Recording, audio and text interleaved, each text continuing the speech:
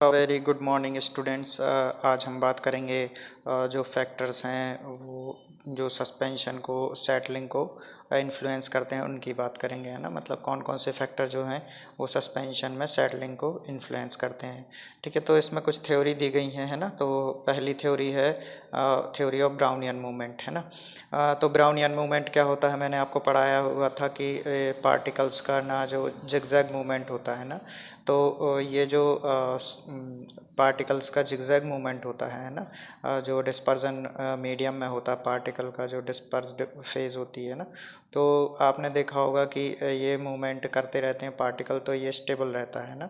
जो सस्पेंशन है वो स्टेबल रहता है और सेडिमेंटेशन नहीं हो पाता है अगर ये कंटिन्यूसली आपके ब्राउनियन मूवमेंट में होते हैं तो। लेकिन जनरली ऐसा होता नहीं है क्योंकि पार्टिकल का लार्ज साइज होता है और उनकी डेंसिटी भी ज़्यादा होती है, कई बार विस्कोसिटी भी ज़्यादा होती है, तो इन सारी सारी वजह से ब्राउनियन मूवमेंट हो नहीं पाती है आपके जो सस्पेंशन है ना।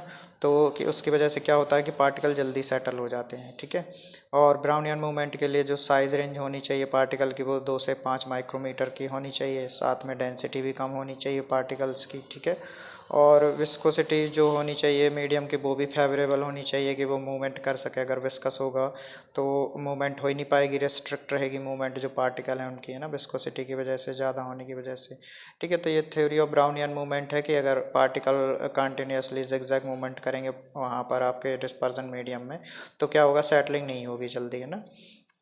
तो ये पहली थ्योरी थी जिसमें ये मूवमेंट के बारे में बताया गया था। ठीक है, फिर इसमें जो मेजर ब्राउनियन मूवमेंट है जिसमें जो मेजर फैक्टर है सेटलिंग को इन्फ्लुएंस करने वाले वो विस्कोसिटी और पार्टिकल साइज हैं। ठीक है, इसके बाद हम बात करेंगे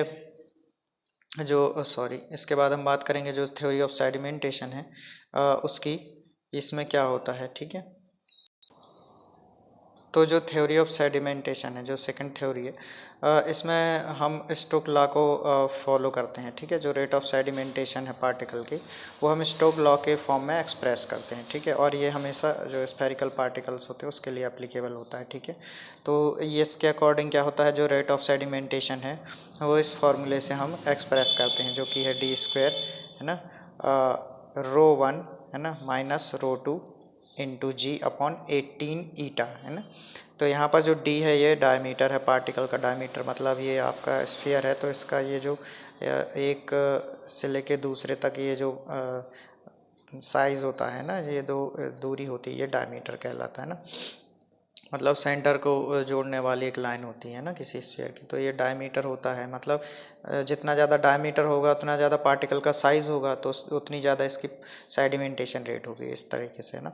फिर ρ1 जो है वो है density of the dispersed phase, है ना, मतलब जो सॉलिड है, जो पार्टिकल डिस्पर्स्ड हैं, है ना, उनकी जो डेंसिटी है वो ρ1 है। ठीक है, फिर जो ρ2 है वो है density of the dispersion medium, मतलब वो लिक्विड जिसमें कि डिस्पर्जन बना हुआ है वो मीडियम की डेंसिटी है। ठीक है, और ये इनकी यूनिट दी गई है ग्राम सेंटीमीटर क्यूब या ग्राम सेंटीमीटर क्यूब, है ना।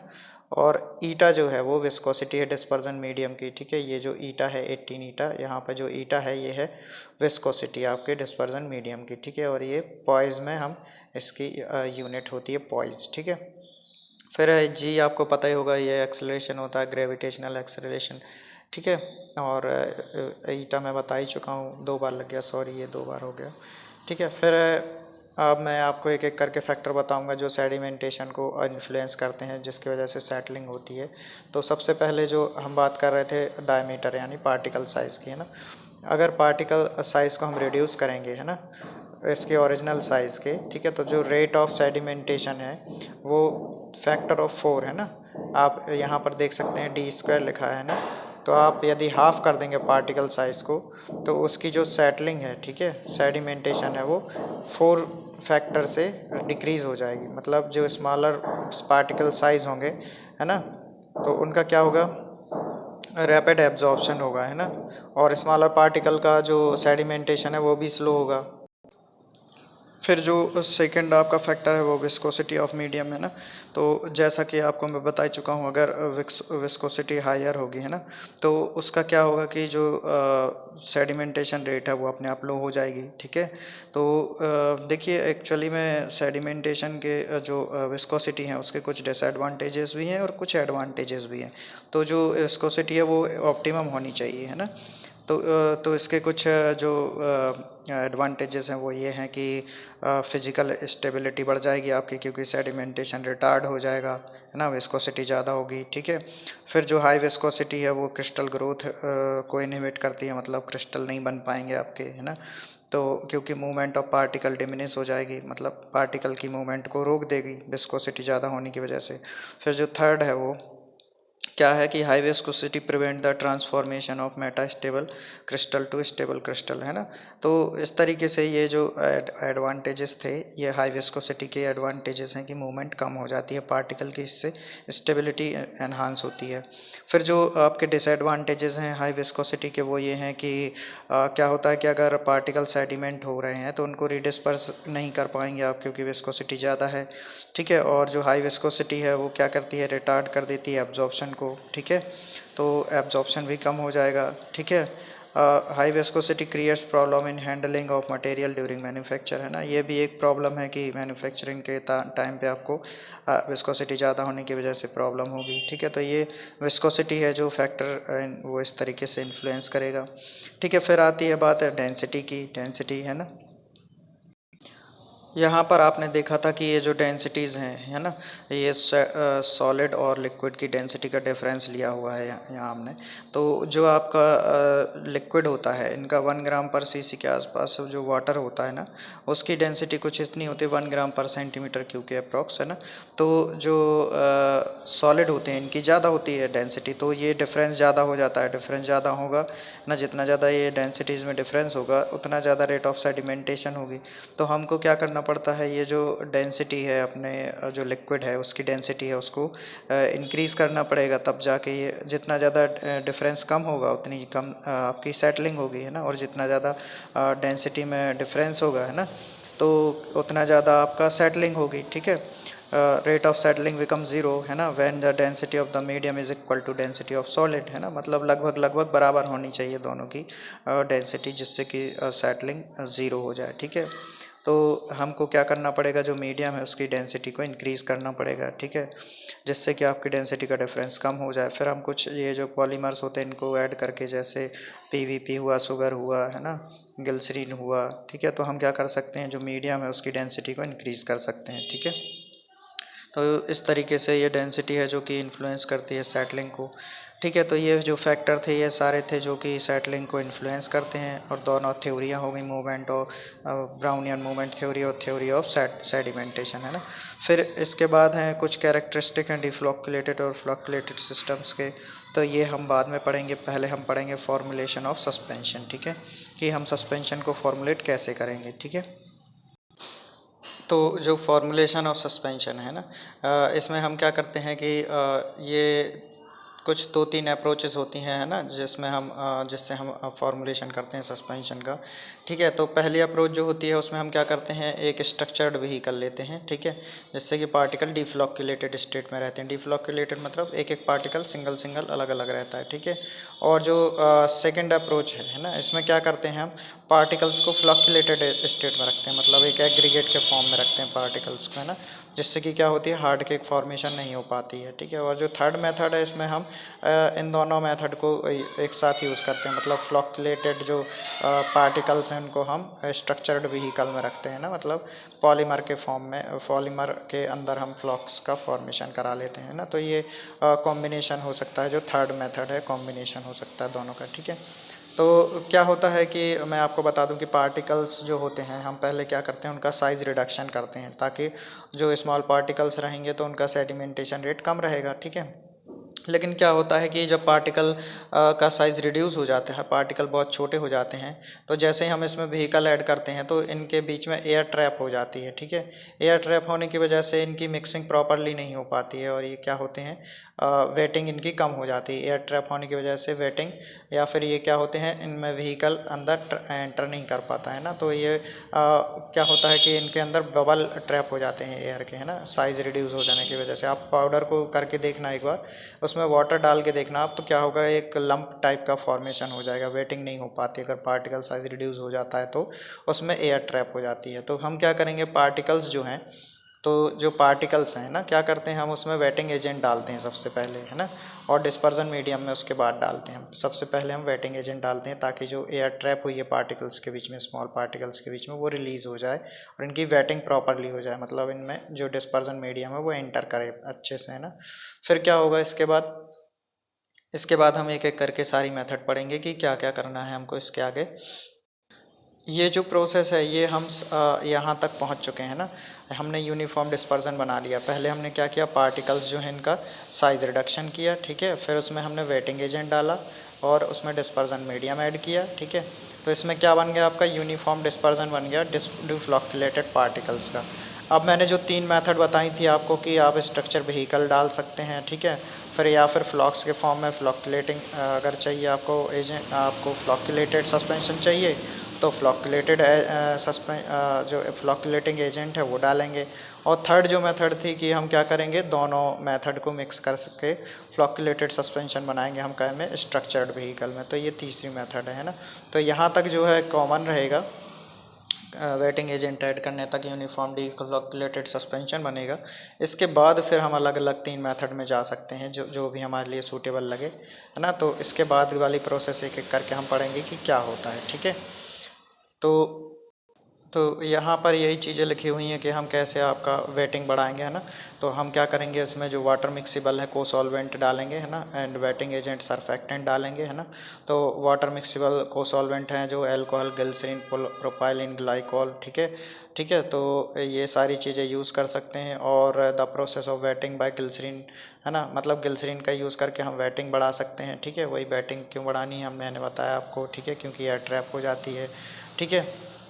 तो क्या करता है जो ग्लिसरीन है ना, वो कोट बना लेता है पार्टिकल के चारों तरफ, मतलब उसको कोटिंग कर देता है पार्टिकल को जब हम ग्लिसरीन उस पर ऐड करते हैं, ठीक है। और उनको क्या करता है, वो सेपरेट कर देता है पार्टिकल्स को, जो एग्रीगेट हैं उनको सेपरेट कर देता है, ठीक है। तो क्या होता है कि जो ग्लिसरीन है वो वाटर मिक्सिबल होता है, जिसकी वजह से वो इमीडिएटली वेट कर देता है उसको, मतलब पार्टिकल अब गीले हो जाते हैं और वो मिक्सिबल हो जाते हैं वाटर में, ठीक है।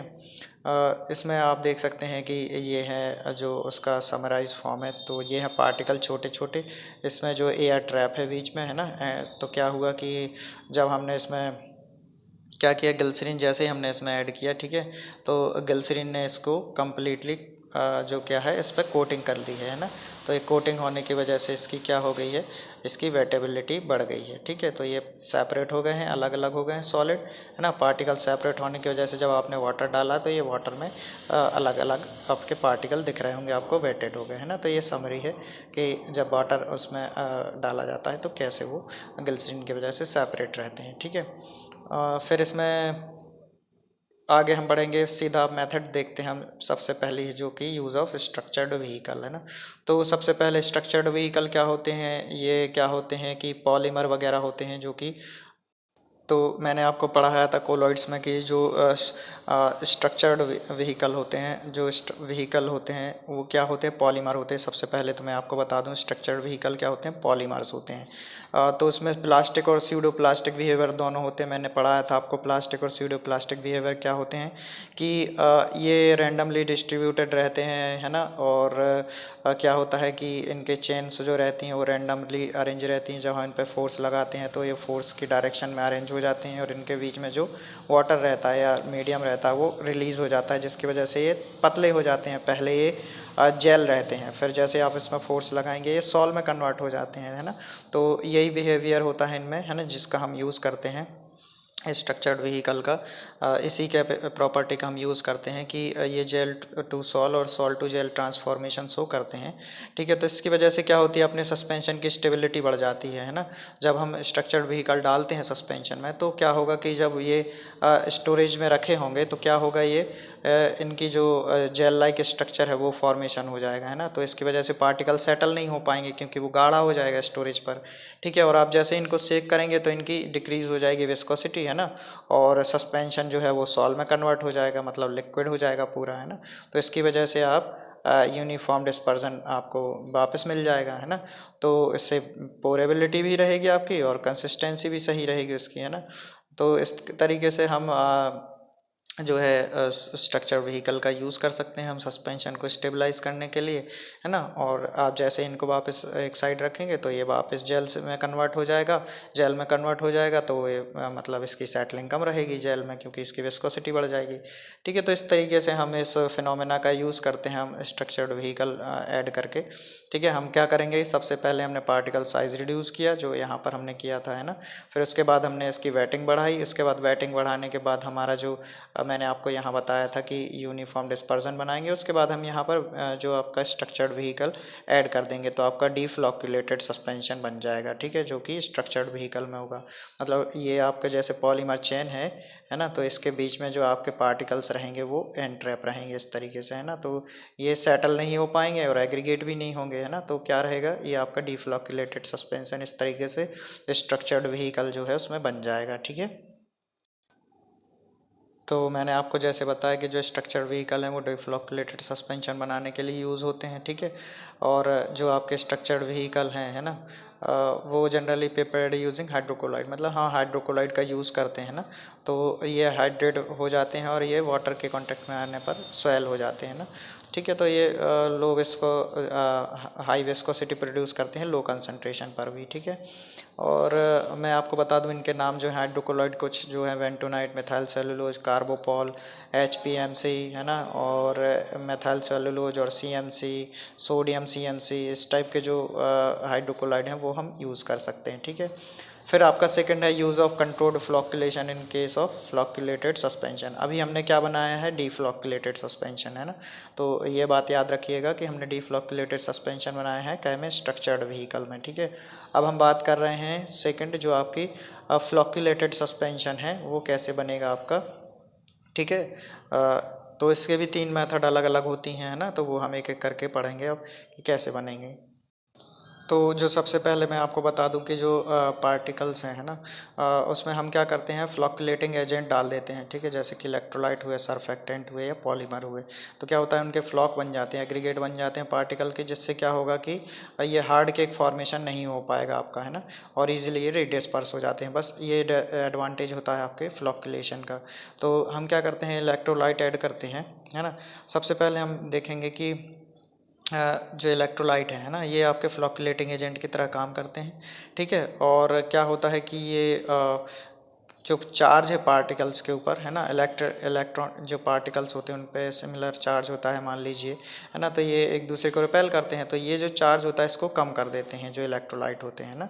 तो इलेक्ट्रिक बैरियर को ये रिड्यूस कर देते हैं। ठीक है, जैसे कि हम बताते हैं आपको कि यहाँ पर एग्जांपल दिया है आपका बिस्मिथ, है ना, सब नाइट्रेट इन वाटर, है ना। डिस्पर्सन जब आप बनाएंगे बिस्मिथ सब नाइट्रेट का वाटर में तो क्या होगा, जो इस बिस्मिथ पार्टिकल है उस पर पॉजिटिव चार्ज होता है, मतलब ये पार्टिकल है तो इस पर बहुत सारा पॉजिटिव चार्ज होगा।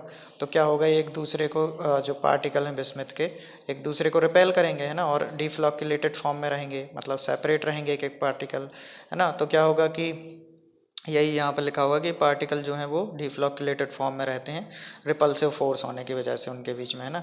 और जैसे ही हम स्मॉल अमाउंट में इसमें मोनोबेसिक पोटेशियम फॉस्फेट डालेंगे KH2PO4, है ना।